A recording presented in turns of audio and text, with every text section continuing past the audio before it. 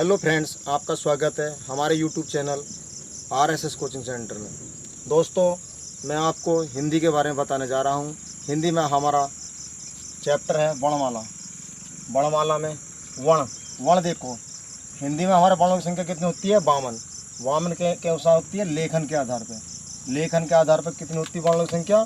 52, जिनमें से 35 तो व्यंजन होते हैं और 13 स्वर होते हैं और 4 संयुक्त व्यंजन होते हैं।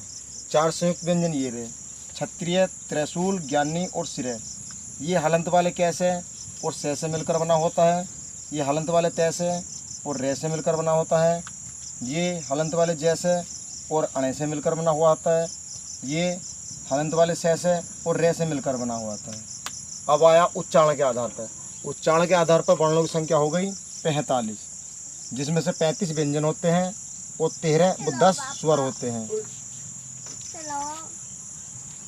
स्वर हो गए 13, उच्चारण के आधार पर स्वर हो गए 10 और वर्गीकरण के आधार पर स्वरों की संख्या है 11। तो ये 13, 10, 11 जो लिखी रहती है ये इस तरीके से होती है कि लेखन के आधार पर स्वरों की संख्या होती है 13, उच्चारण के आधार पर स्वरों की संख्या होती है 10 और वर्गीकरण के आधार पर स्वरों की संख्या होती है 11। चलो स्वरों के बारे में ही बताते हैं। पहले स्वरों का वर्गीकरण 3 प्रकार से किया जाता है। कितने प्रकार से? 3 प्रकार से। मूल स्वर को ही कह देते हैं हम लघु स्वर, लघु स्वर या ह्रस्व स्वर। ये तीनों को एक ही बोलते हैं। मूल स्वर कह दो, ये लघु स्वर कह दो, या ह्रस्व स्वर कह दो। ये होते हैं, इनकी संख्या होती है 4। कौन सी होती है? ए, छोटी ई, छोटा ऊ और ऋषि। ये होते हैं हमारे मूल स्वर, क्योंकि ये मूल हैं, ये किसी से नहीं बनते। ये सभी का निर्माण ये करते हैं, ये किसी से बने हुए नहीं होते।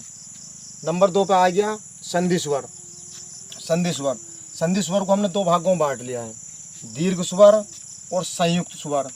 वैसे किताब में इनको दोनों को मिला के कह रखा है, दीर्घ स्वर ही बता रखा है, लेकिन हिसाब से ये दीर्घ स्वर और संधि स्वर के हिसाब में बढ़ते हैं। तो दीर्घ स्वर होते हैं, हमारी संख्या कितनी होती है? 3। ए प्लस ए बराबर हो गया आ। दीर्घ का मतलब होता है बड़ा, छोटे से बड़ा हो जाना ही दीर्घ कहलाता है। ए प्लस ए बराबर आ। छोटी प्लस छोटी बराबर हो गया बड़ी। छोटा ऊ प्लस छोटा ऊ बराबर हो गया बड़ा ऊ। अब संयुक्त स्वर, इसमें तो ये एक ही जाति के थे, ए मिलकर बन गया आ, लेकिन इसमें अलग अलग के आ गए, यानी संयुक्त स्वर ये संयुक्त हो गए। ए प्लस ई मिलकर बन गए ए प्लस ए मिलकर बन गया बड़ा ए प्लस ऊ मिलकर बन गया ओ, ए प्लस ओ मिलकर बन गया आओ। विलुप्त स्वर नंबर 3 पे क्या आ गया? विलुप्त स्वर।